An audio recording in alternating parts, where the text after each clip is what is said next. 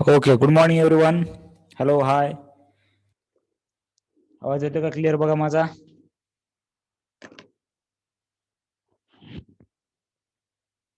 Right.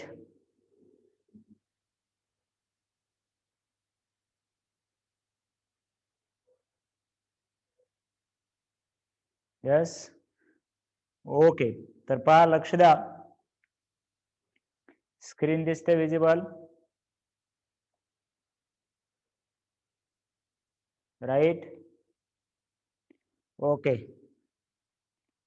So बघा आता,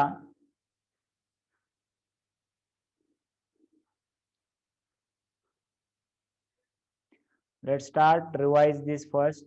बघा, आतापर्यंत आपण काय पाहिलेलं आहे? कायनेटिक थेरी ऑफ गॅसेस मध्ये. कायनेटिक थेरी ऑफ गॅसेस मध्ये बघा, first of all Boyle's law at constant temperature and moles. P is inversely proportional to V. Then Charles law, V is directly proportional to T. Gay-Lussac's law, P is directly proportional to T. Then Avogadro's law. Avogadro's tells about the equal volume will contain equal molecules or equal number of moles. That is, V volume is proportional to N. We can say that. And this is Graham's law of diffusion. Graham's law of diffusion काय आहे? जो rate of diffusion आहे, लक्षात घ्या, हे जो rate of diffusion आहे, which is inversely proportional to root of density and hence root of molar mass at constant pressure and temperature. These laws are individually given about the kinetic theory of gases. We are studying about the kinetic theory of gas. Again, one more law is there, Dalton's law of pressure. When there is a mixture of gas, right? आपण काय पाहिलेलं होतं? When there is a mixture of gas, then total pressure exerted by this mixture will be sum of partial pressure. Will be sum of partial pressure, right? Sum of partial pressure. So या प्रकारे आपण याच्यामध्ये हे पाहिलेलं आहे. Then next जे आहे, next जे आहे ते बघा की आयडियल गॅस इक्वेशन. या सर्वांचं जे कॉम्बिनेशन करून आलेलं आहे ते आहे जरासं ideal gas equation. So ideal gas equation याच्यामध्ये बघा की P V is equal to N R T. This is a combination of all individual laws, right. याच्यामध्ये चार्ल्स लॉ आला, बॉइल्स लॉ आला, गिलसॅक्स लॉ आला, बरोबर आहे का? बघा बरं, volume is directly proportional to temperature. त्याच्यानंतर volume, number of moles, pressure is directly proportional to temperature. So this is called as ideal gas equation. Ideal gas equation PV is equal to N R T. हे जे R आलेलं आहे, this is a proportionality constant. आपल्याला या law मधून काय भेटलं होतं ऍक्च्युली? की PV is directly proportional to N T, right. तर याच्यामध्ये बघा की पीव्ही इज इक्वल टू, आता इथे एक कॉन्स्टंट घेतला, सो इक्वेशन आलं PV is equal to N R T. So आता इथे लक्ष द्या व्यवस्थित की याच्यामध्ये पीव्ही इज इक्वल टू, हे एन ला एन नंबर ऑफ मोल्स आहे. त्याच्यानंतर अजून नंबर ऑफ ऍटम्स, जे नंबर ॲव्होगाड्रो नंबरनं जर आपण मल्टिप्लाय केला. ॲव्होगाड्रो नंबर माहिती आहे का तुम्हाला सर्वांना? येस और नो मध्ये सांगा बरं. ॲव्होगाड्रोज नंबर, ॲव्होगाड्रोज नंबर याच्यामध्ये व्हॅल्यू माहिती आहे का त्याची? यस.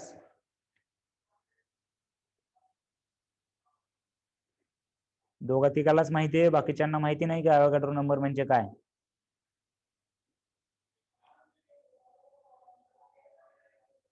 एवढ्या जणाला माहिती आहे का ॲव्होगाड्रो नंबर म्हणजे काय? सांगा बरं, व्हॅल्यू किती असते सांगा त्याची ॲव्होगाड्रो नंबरची. ॲव्होगाड्रो नंबरची व्हॅल्यू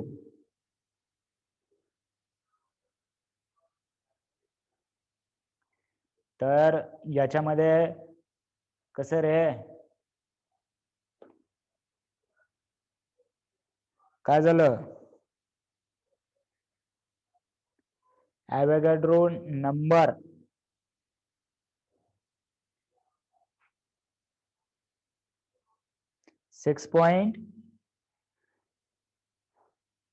022 into 10⁻23, राईट.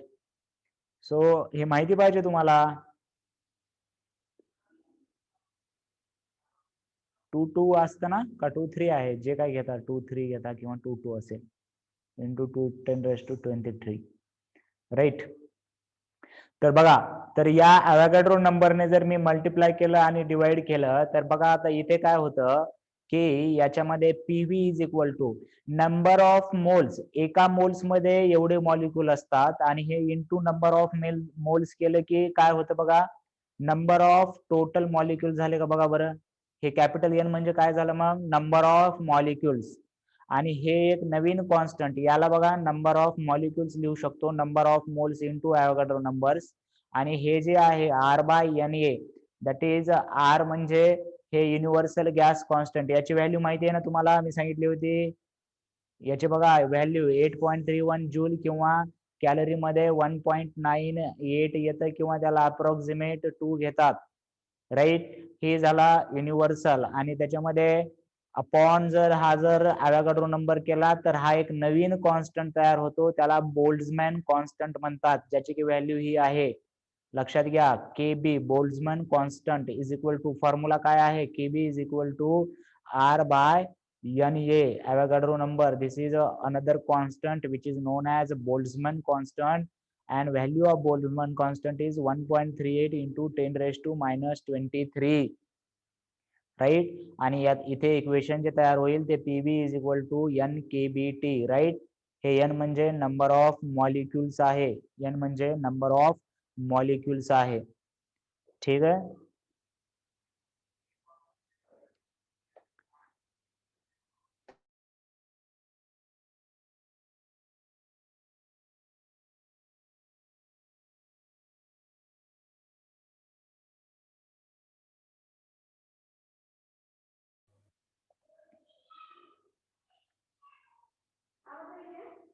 हो, थोडस टीच.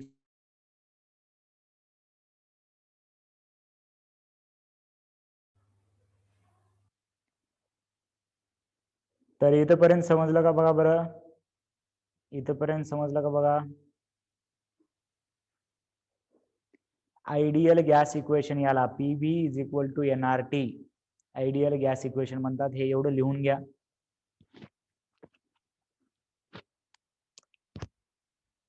एवढं लिहून घ्यायचंय.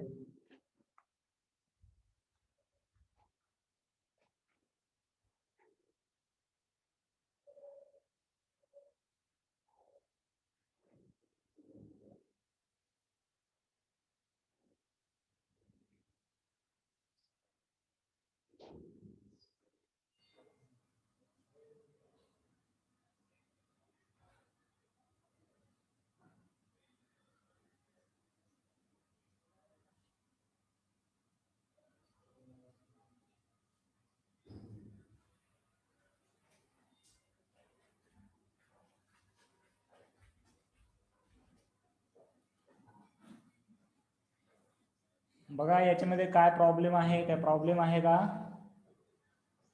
परत एकदा बघा.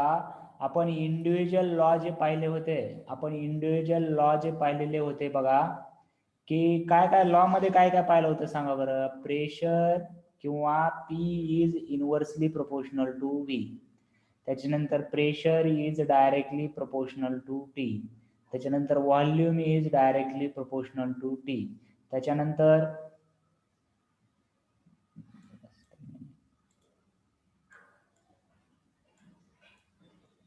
त्याच्यानंतर बघितलं होतं आपण volume is directly proportional to number of moles किंवा मॉलिक्युल्स.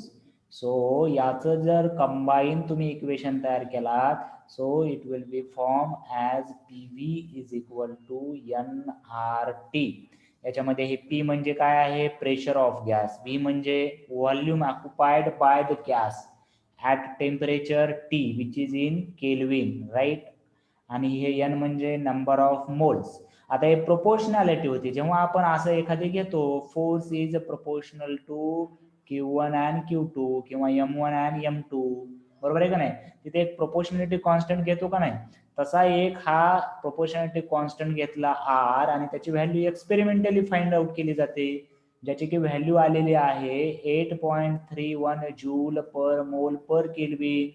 जर कॅलरी मध्ये काढायची झाली तर एक्झॅक्ट 1.98 कॅलरी येते, पण अप्रॉक्स आपण त्याला 2 कॅलरी कन्सिडर करू शकतो. त्याचं जर युनिट जर पाहायचं असेल तर याच्यावरून काढू शकता तुम्ही. R is equal to formula काय येणार, वर येणार PV upon N T, pressure into volume, this is work done which is measure in joule, upon number of moles हे मोल मध्ये आणि टी टेम्परेचर केल्विन मध्ये.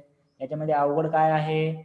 परत आता मी काय केलं इथे, मी काय केलं बघा इथे परत की ॲव्होगाड्रो नंबरने बघा, जर 3 असेल तर याला एका नंबरने मल्टिप्लाय केला आणि 4ने मल्टिप्लाय केला आणि डिवाइड केलं तर या 3 ची व्हॅल्यू चेंज होते का, हे आहे तसंच राहतं. मग तसंच मी काय केलं की NA ने मल्टिप्लाय केलं आणि NA ने डिवाइड केलं, तर या दोघाला एकत्र केल्यावर नंबर ऑफ मोल्स बघा, एका मोल मध्ये 6.23 इंटू काय 6.02 इंटू 10⁻23 जर ॲटम असतील तर n मोल मध्ये किती असतील, n इंटू 6.02. तर हे म्हणजे टोटल नंबर ऑफ मॉलिक्युल्स. आणि हा एक नवीन कॉन्स्टंट आला R/NA, ज्याची R ची व्हॅल्यू ऑलरेडी 8 होती फिक्स आणि NA ची व्हॅल्यू ऑलरेडी 6.022 इंटू 10⁻23 आहे, सॉरी +23. आणि हे जर कॅल्क्युलेट केला तर तुम्हाला एका नवीन कॉन्स्टंटची व्हॅल्यू भेटेल ज्याला की बोल्ट्झमन कॉन्स्टंट म्हणतात, ज्याची व्हॅल्यू आहे 1.3 इंटू 10⁻23. याच्यामध्ये काय अवघड आहे बघा बरं. आता क्लिअर झालं का नागेश, काय अडचण आहे का आता बघ बरं.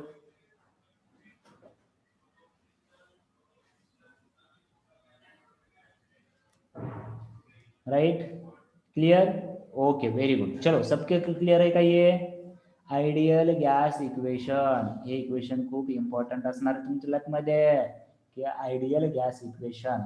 आता बघा, हे जे कायनेटिक थिअरी ऑफ गॅस आहे राईट, आता हे जे आपण याला कोणतं इक्वेशन म्हणलं, याला म्हणतानाच काय म्हणलंय, आयडियल गॅस इक्वेशन.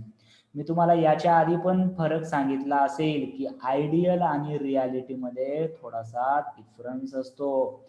आपण फिजिक्स लर्न करताना बऱ्याच गोष्टी आयडियल घेऊन करतो. आयडियल, जसं की मी तुम्हाला शिकवताना सुद्धा तुम्ही आयडियल स्टुडंट आहात म्हणूनच शिकवतो. दररोजच्या दररोज अभ्यास करता, वीकली टेस्ट देता, सांगितलेले प्रॉब्लेम सॉल्व्ह करता, दररोज थेरी वाचून येता, फॉर्म्युल्याची वेगळी वही करायला सांगितली ती करता, चॅप्टर झालं की त्याचे फॉर्म्युले वेगळे काढून ठेवता, त्याच्यामध्ये सांगितलेले 2 बुक डेली सॉल्व्ह करता, त्याच्यामधले डाऊट विचारता.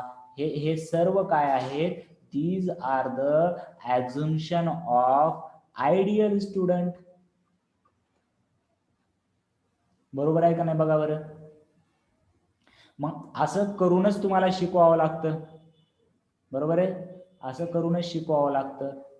नाहीतर आता रिअल स्टुडंट मध्ये आणि आयडियल स्टुडंट मध्ये मग डिफरन्स काय आहे. आयडियल स्टुडंट हा कधी आजारीच पडत नसतो असं कन्सिडर केलं असतं आम्ही, पण तुम्ही काय करता, आजारी पडता का नाही मध्येच.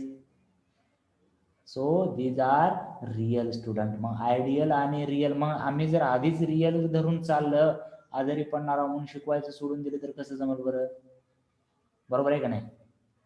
मग एक आयडियल याच्यानुसार एक अभ्यासक्रम आपण तयार केलेला आहे, इथपर्यंत संपवायचा, हे चॅप्टर असे संपवायचे, डिसेंबर और मिड जानेवारी पर्यंत आपला सिलेबस संपला पाहिजे, त्याच्यावर पुढे गेलं नाही पाहिजे. रेग्युलर ज्या स्पीडमध्ये आहे त्याच स्पीडमध्ये चॅप्टर संपले पाहिजे, डेली याच्यावरती वीकली एक्झाम झाली पाहिजे, असे काही अजम्पशन आहेत. त्याच याच्यानुसार मग जेव्हा आपल्याला ही kinetic theory of gases, actually गॅसेसची स्टडी करायची होती, तेव्हा आपण काय केलं की या गॅसेसला आयडियल कन्सिडर केलं. आयडियल काहीतरी आपण ॲझम्पशन केले, ते ॲझम्पशन केले नसते तर आपल्याला स्टडी करताना खूप डिफिकल्टी आली असती. म्हणून आपण काय केलं की काही आयडियल सिच्युएशन घेतली, राईट. तर कोणती आयडियल सिच्युएशन आहे की बाबा जे गॅसेस आहेत ते जास्त, तर असं डिफरन्स नसते खूप, आयडियल आणि रियालिटी मध्ये जास्त डिफरन्स नसायला पण पाहिजे, आहे का नाही. उगा थोडाफार कुठेतरी येतो तो बघूया. मग ideal assumption kinetic energy of gases मध्ये ॲझम्पशन मानून आपण पुढे चाललोय की gas is made up of tiny particles called molecules.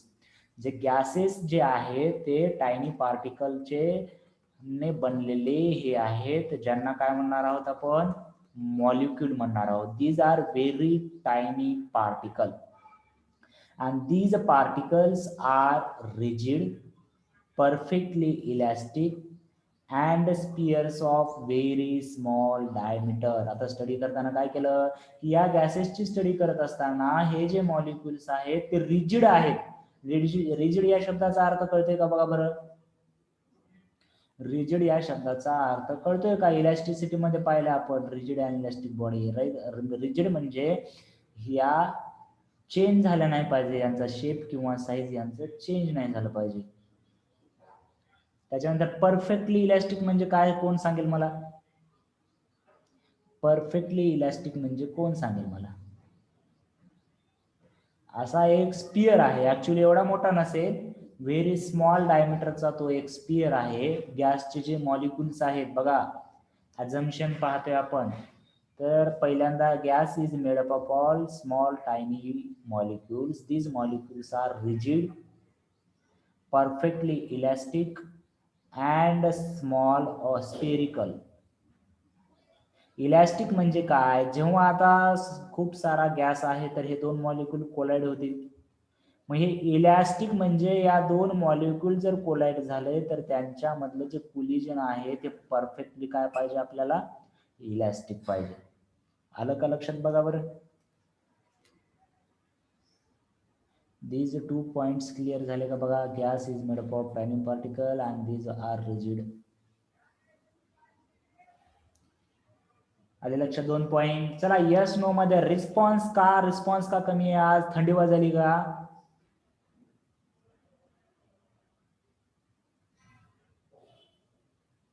Get well soon, आजारी बिजारी नका पडू आता परत. झाली का तब्येत नीट बरोबर. आता ते सुद्धा तुमचंच काम आहे, लक्षात घ्या.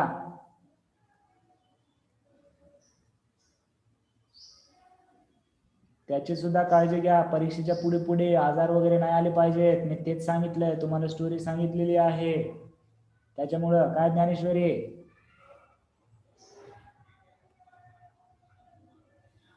Right, very good Dhanraj.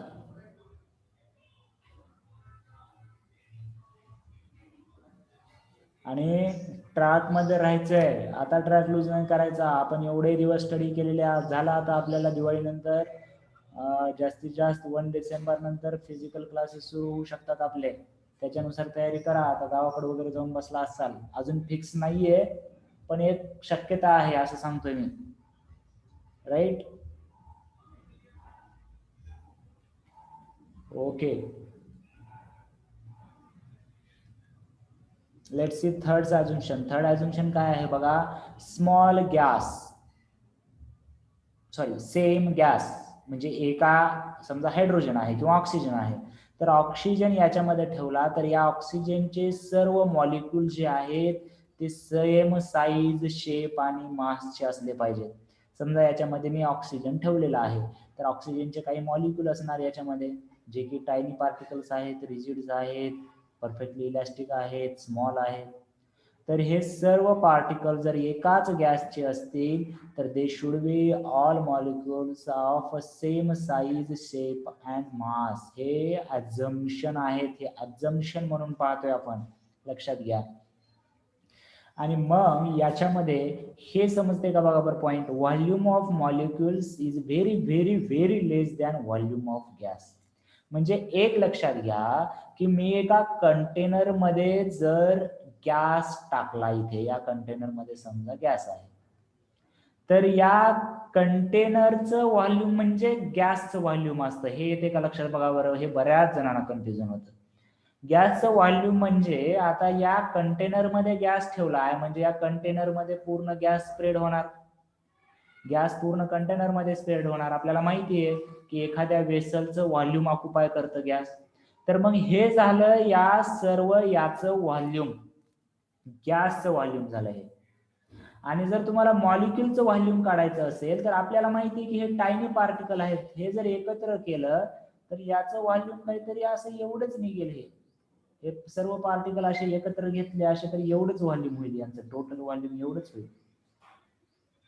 So this volume of molecule is very less than volume of gas, because volume of gas acquired the shape and space of vessel, आणि त्याचे मॉलिक्यूल जे आहेत ते व्हेरी टायनी घेतलेत आपण, राईट. त्याच्यामुळे मॉलिक्यूलचा जो व्हॉल्यूम आहे तो लेस असणार व्हॉल्यूम ऑफ गॅस पेक्षा, राईट. त्याच्यानंतर आता या गॅस मध्ये जे मॉलिक्युल्स आहेत त्यांना रॅन्डम मोशन असणार. रॅन्डम मोशन म्हणजे ऑल डायरेक्शनच्या व्हेलॉसिटीज असणार. कोणी इकडे चाललाय, कोणी इकडे चाललाय, कोणी इकडं इकडं इकडं, त्यांच्या मनावरती का आपल्या मनावरचे आहेत का? बरोबर आहे का नाही? बघा बरं की all molecule should be in random direction, right. हा इकडे कुठतरी असेल, इकडे कुठतरी असेल, इकडे कुठतरी असेल. So this is called as a molecular chaos, right. Chaos म्हणतात त्याला, मॉलिक्युलर किऑस म्हणजे एक गोंधळ, एका प्रकारचा गोंधळ आहे तो, रॅन्डम डायरेक्शन आहे सर्वांना त्यांची, राईट. त्याच्यानंतर बघा 6th पॉइंट, कुलिजन, जे की सांगितलं मी, जे परफेक्टली इलॅस्टिक कुलिजन केले त्याच्यामुळे आपण काय म्हणलं की जे कुलिजन होणारे मॉलिक्यूल मध्ये ते इलॅस्टिक कुलिजन आहे आणि त्याच्यामुळे त्यांच्यामध्ये एनर्जी लॉस होत नाही. मग ते कुलिजन कोणतंही असो, समजा कुलिजन कोणतं असू शकतं, जर या कंटेनर मध्ये रॅन्डम डायरेक्शननी जर त्यांची वेलोसिटी असेल, हा इथे जाताना इथे धडकेल, इथे धडकेल, इथे धडकेल, किंवा हा मॉलिक्यूल इथे वॉलला धडकेल, म्हणजे दोन टाईपचे कुलिजन आहेत, लक्षात घ्या, मॉलिक्यूल आणि वॉल किंवा मॉलिक्यूल अँड मॉलिक्यूल. आणि या दोन्ही प्रकारचं कुलिजन आपण इलॅस्टिक कुलिजन कन्सिडर केलेलं आहे. आणि इलॅस्टिक कुलिजन मध्ये there will be no loss of energy. Again 7th assumption see, free path. Free path म्हणजे पाहूया आपण, फ्री पाथ म्हणजे काय असतं बघा, डिस्टन्स बिटवीन टू कुलिजन. म्हणजे आता इथून जर व्हॉल्यूम, जर इथून जर मॉलिक्यूल निघाला गॅसचा, तर हा जोपर्यंत दुसरा मॉलिक्यूल भेटत नाही तोपर्यंत असं स्ट्रेट लाईन जाणार. इथं असेल समजा, इथंपर्यंत स्ट्रेट लाईन मध्ये जाणार. मग कुलिजन होऊन समजा हा इकडे निघाला, हा इकडे निघाला, मग इथून हा असा स्ट्रेट लाईन मध्ये जाणार, इथं कुलिजन झाला, समजा इथं कुलिजन होऊन असा निघाला, हा इथे जाणार. इथून कुलिजन झाला समजा इथं काहीतरी, मग हा इथे येणार, मग इथून कुठे जर कुलिजन झाला असा इथे निघणार, मग असा इथे निघणार, मग असा इथे निघणार, मग असा इथे निघणार, मग असा इथे निघणार. आणि मग फ्री पाथ म्हणजे हा जो डिस्टन्स आहे, distance between two successive collision, this is straight line. लक्षात घ्या, हा डिस्टन्स तो असा पळणार नाही, जोपर्यंत त्याला कोणी धडकत नाही तोपर्यंत तो असाच स्ट्रेट लाईन मध्ये पळेल, राईट, विथ कॉन्स्टंट वेलॉसिटी. लक्षात आला का? बघा बरं हा पॉइंट. फ्री पाथ म्हणजे पहिल्यांदा फ्री पाथ म्हणजे लक्षात घ्या, it is a distance between two successive collision, and this distance between successive collision, that is path travel between successive collision, is always straight line. आलास का रे बाळा? गुट्टे शुभम, शांत लेक्चर बघायचं नाही जमत आपल्याला. बर, ठीक आहे का? बघा ठीक आहे का? समजले का? बघा 1 by 1 point. Yes. And 8th point is, see, last 8th point is the time of collision is very small as compared to time travel to free path.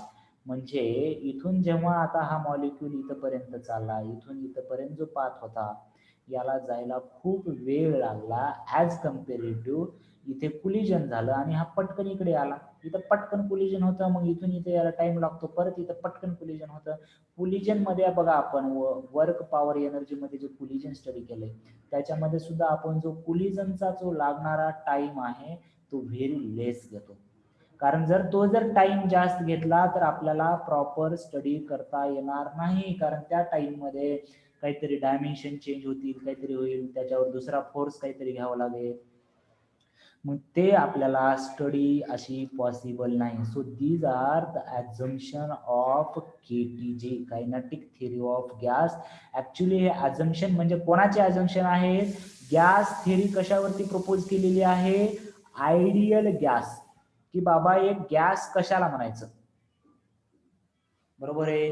एखाद्याला स्टुडंट कशाला म्हणायचं, स्टुडंट कशाला म्हणायचं, जो प्रॉपर फॉलो करतोय, ओबे करतोय, जे पुस्तक सॉल्व करतोय, डेली स्टडी करतोय, वीकली एक्झाम देतोय, अशा पद्धतीच्या एकाला स्टुडंट म्हणू शकतो. सो गॅस कशाला म्हणायचंय, त्याच्यामध्ये या प्रॉपर्टीज आहेत. पण आता तुम्हाला तुमच्या स्वतःच्या अनुभवावरून वाटला असेल की आयडियल गॅस पॉसिबल आहे का रे, सांगा बरं. these are the assumption or these are the properties of ideal gas म्हणलं तरी चालेल, की आयडियल गॅस मध्ये आपण असं असतं हे कन्सिडर केलेलं आहे due to the study purpose. But ideal gas and real gas मध्ये तिथं थोडासा डिफरन्स येणार आहे, ते पाहूया आपण नंतर. पण आता सध्या तरी आपल्याला स्टडी कशाची करायचंय, आयडियल गॅस. मग आयडियल गॅस मध्ये चला पटकन एकदा या पॉइंट रिव्हिजन करूया. पहिलं काय आहे, टायनी मॉलिक्युल्स असतात, ते रिजिड, परफेक्टली इलास्टिक आणि स्मॉल असतात.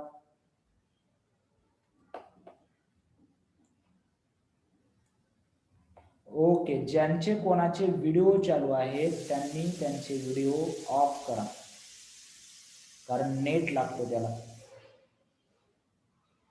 ज्यांचा कोणाचा व्हिडिओ चालू आहे त्यांनी ऑफ करा, कारण त्याला नेट लागतं.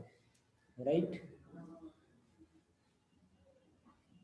येस, मी सुद्धा मुद्दाम बंद केलोय, कारण त्याला एक्स्ट्रा नेट लागतं आणि काही विद्यार्थ्यांकडे नेटवर्क लो आहे. ओके. हा, मग आयडियल स्टुडंट भेटायला अवघड आहे, तर आयडियल गॅस कसा भेटेल. पण आयडियल स्टुडंट आहात, आता तुम्ही हे आयडियल स्टुडंटच आहात. हे इथे जेवढे क्लास करायचे ते सर्व आयडियल स्टुडंट आहेत, जे रेग्युलर अभ्यास करतात, प्रॉपर फॉलो करतात प्लॅन. म्हणजे एवढं सुद्धा करत नाहीयेत काही. लॉकडाऊन मध्ये बरेच विद्यार्थी आउट ऑफ ट्रॅक गेले, राईट. म्हणजे तुम्हाला आयडियलच म्हणावं लागतं आहे का नाही. घ्या थोडी स्वतःची स्तुती करून घ्या, त्याला काय आहे. म्हणजे करता अभ्यास तर स्तुती करा, जर करत नसला अभ्यास तर 2 शिव्या सुद्धा घालून घ्या स्वतःला. व्हिडिओ ऑफ ठेवा रे बाळांनो, राईट. जर करत नसला अभ्यास तर 2 शिव्या घालून घ्यायच्या स्वतःला, आणि करत असला तर जरा स्तुती करून घ्यायची स्वतःची. आता तुम्ही करताय लॉकडाऊन मध्ये, रेग्युलर लेक्चर करताय, एक्झाम देताय, अडचणी येत आहे, अडचणी येतात, अडचणी येत नाहीत असं नाही. कधी नेट नाही चालत, कधी मोबाईलची बॅटरी संपते, कधी मम्मी पप्पाला मोबाईल लागतो, कधी शेताकडे जावं लागते, असे बरेच प्रॉब्लेम आहेत मला माहिती आहे विद्यार्थ्यांकडे. आणि ते आमच्याकडे पण असणार. 2 दिवस आपलं नेट बंद होतं, आपल्याला लेक्चर घेता नाही, एवढं असून सुद्धा. बरं, लेक्चर का बंद होतं कळलं का तुम्हाला, कारण वायफाय बंद पडलं होतं. आणि वायफाय का बंद पडलं होतं हे कळलं का तुम्हाला, वायफाय बंद का पडलं होतं, विचारा बरं प्रश्न. तुम्ही विचारा, मी उत्तर देतो. तुम्ही प्रश्न तर विचारा. हा, उत्तरच दिलं की रे तुम्ही. तर तुम्हाला कोणी सांगितलं, तुम्हाला कसं माहिती, अंतर्यामी हा बाबा तुम्ही, तुम्हाला सर्वच कळतंय. मग आता तुम्ही काय करायला पाहिजे हे पण कळत असेल तुम्हाला. हा, आयडियल हवा. मग आता तुम्ही काय करायला पाहिजे हे पण कळत असेल तुम्हाला. आयडियलच हवं ना. हा, कळतंय की रे तुम्हाला. मग केलं का तुम्ही, काय करायला पाहिजे तुम्ही, कळतंय तुम्हाला, कळतंय मला माहिती आहे तुम्हाला कळतंय. तुम्ही हुशार आहात, आयडियल आहात. आता बघा की तुम्ही लेक्चर संपायच्या आत पटकन ऑनलाईन पेमेंट करून टाका. जी राहिलेली फीस आहे ती कंप्लीट करून घ्या. संपलेत रे, खरंच पैसे संपलेत, आवड झाले आता. काय क्लास बंद आहे पूर्ण, काय सांगून काय नाही तुम्हाला. गाड्या सुद्धा काय काढल्यात, पाटील सर गाडी विकायली बघा. म्हणजे टायर तरी विकलेत आता. माझे टायर विकायचे, माझ्या गाडीचे पण घेईच ना आले कोणी. गाडी घ्यायची का सांगा बरं, माझी कोणी गाडी विकत घेणार असलं तर मला मेसेज करा. राईट, तुम्हाला माहिती आहे माझ्याकडे गाडी कोणती आहे ते.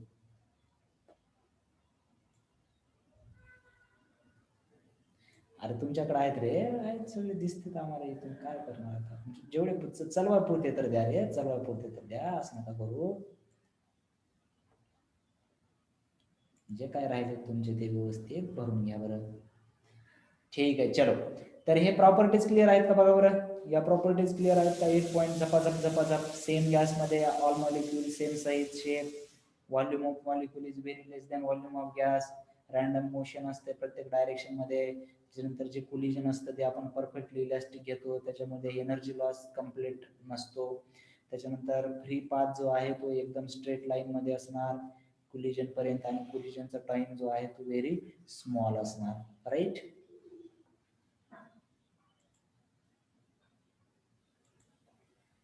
राईट. हे लिहून घेतलंय का. हे लिहून घेतलंय का.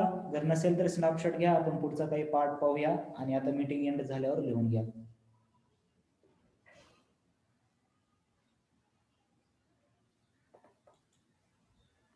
झाला का. स्क्रीनशॉट घ्या, मीटिंग एंड झाल्यावर लिहून घ्या.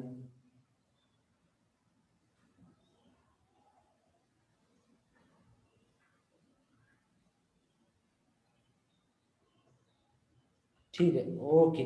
सो बघा आता एक एक टर्म पाहायचे आपल्याला, एक एक टर्म पाहायचे आहेत आपल्याला, एक एक टर्म. कशामधल्या. के मीन फ्री पाथ आत्ताच पाहिला आपण. मीन फ्री पाथ जी की लॅम्बडाने डिनोट करतात. तुम्हाला फ्री पाथ म्हणजे काय माहिती आहे. फ्री पाथ म्हणजे काय माहिती आहे, बरोबर आहे की नाही. फ्री पाथ म्हणजे काय माहिती आहे. मग मीन फ्री पाथ, मीन फ्री पाथ, जस्ट मिनिट काय होतंय.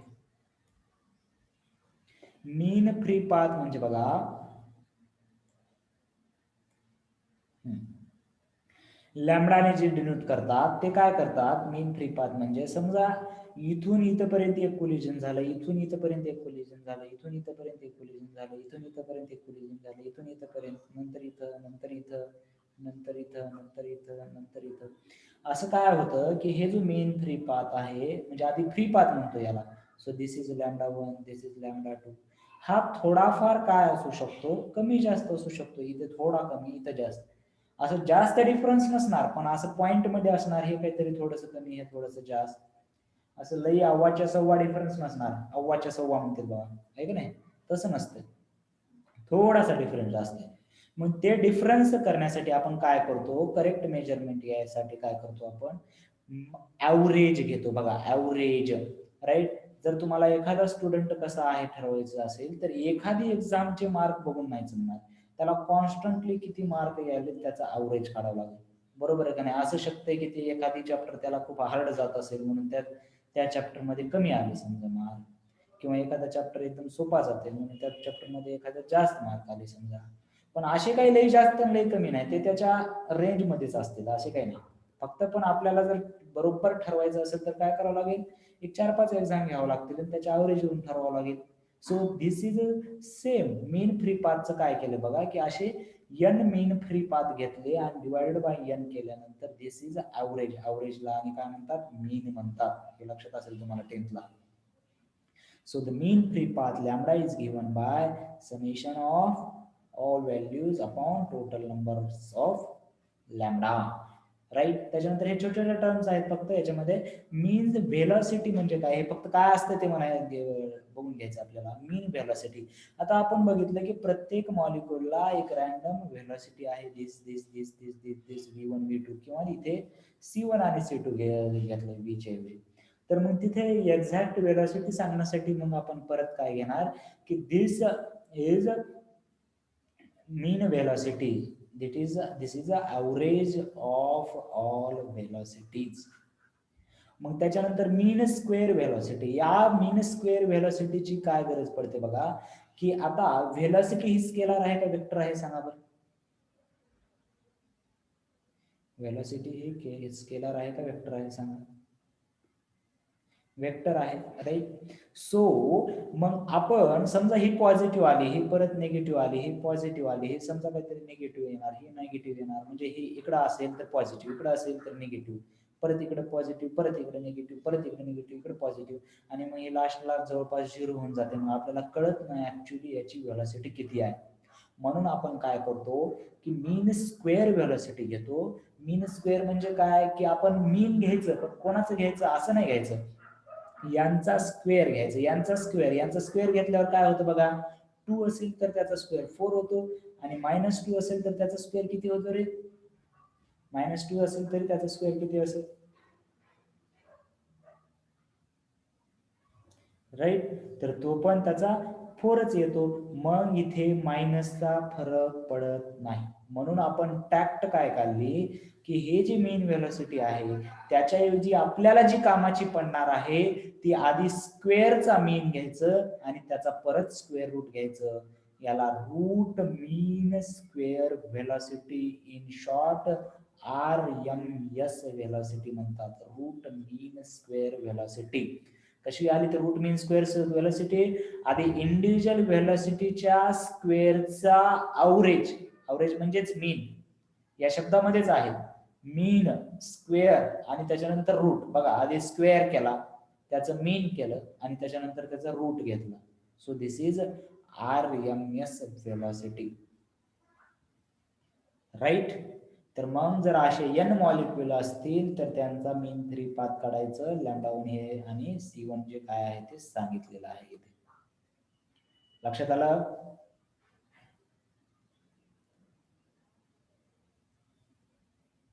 हे लक्षात आलं का छोट्या छोट्या टर्म? यस. RMS व्हेलॉसिटीच आपल्याला महत्वाची आहे. RMS व्हेलॉसिटी म्हणजे काय? RMS व्हेलॉसिटी म्हणजे इंडिव्हिज्युअल व्हेलॉसिटीचा स्क्वेअर केलाय, परत त्याचं ॲव्हरेज केलंय आणि नंतर त्याचं रूट घेतलंय. का केलं? कारण तिथे आपल्याला हे प्लस आणि मायनसचा इफेक्ट काढून टाकायचा होता, राईट. याच्यामध्ये तेवढं काही डीप मध्ये जाण्यासारखं नाहीये. मग याच्यामध्ये बघा परत हे the pressure of gas in terms of RMS velocity. तर या प्रेशर आणि RMS व्हेलॉसिटीचं काही रिलेशन आहे का ते बघूया. प्रेशर आणि RMS व्हेलॉसिटीचं तर बघा की हे रिलेशन आहे P इज इक्वल टू, याचं डेरिवेशन आहे पुढे, याचं डेरिवेशन पुढे बघणार आहोत आपण. P is equal to 1/3 rho CRMS चा square. P is equal to 1/3 rho CRMS चा स्क्वेअर. याच्यावरून काय वाटेल तुम्हाला? याच्यावरून काय वाटेल तुम्हाला की प्रेशर आणि RMS व्हेलॉसिटी प्रोपोर्शनल आहे. हे रिलेशन प्रूव्ह करता येतं आपल्याला. याचं डेरिवेशन पाहायचंय पुढे, पण सध्या आपलं मेन एम काय की प्रेशर आणि CRMS मध्ये काय रिलेशन आहे. तर आपल्याला हा फॉर्म्युला आपण डिराईव्ह करणार आहोत की P is equal to 1/3 rho CRMS square. मग CRMS इज इक्वल टू मी लिहू शकतो 3P बाय रो. रो म्हणजे डेन्सिटी. डेन्सिटीला मी लिहिलं mass upon volume, mass upon volume, right. त्याच्यानंतर मास अपॉन व्हॉल्यूम लिहिल्यानंतर PV इज इक्वल टू आपल्याला NRT लिहिता येते आणि हे एका मोल साठी काढलंय आपण, त्याच्यामुळे N इज इक्वल टू 1 घेणार आहोत. So PV is equal to NRT ठेवायच्या ऐवजी RT ठेवलं मी. सो √3 RT बाय M, बरोबर आहे का बघा, √3 RT बाय M. तर जर मी स्मॉल m जर घेतलं मास ऑफ टोटल मॉलिक्युल्स तर ते किती असणार की याला अवोगाड्रो नंबरने मल्टिप्लाय करायचंय, ठीक आहे. तर मग त्याला जर मल्टिप्लाय केलं, डिवाइड केलं अवोगाड्रो नंबरनं, तर इथं जर डिवाइड केलं अवोगाड्रो नंबर तर R बाय N ही आपल्याला माहिती आहे काय येतो, कॉन्स्टंट K. कोणता कॉन्स्टंट सांगा बरं? या K ला कोणता कॉन्स्टंट म्हणतात? या K ला कोणता कॉन्स्टंट म्हणतात?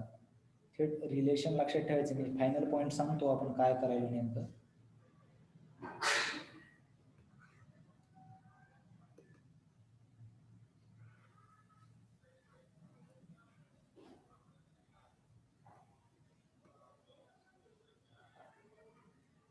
Boltzmann constant, right. Very good.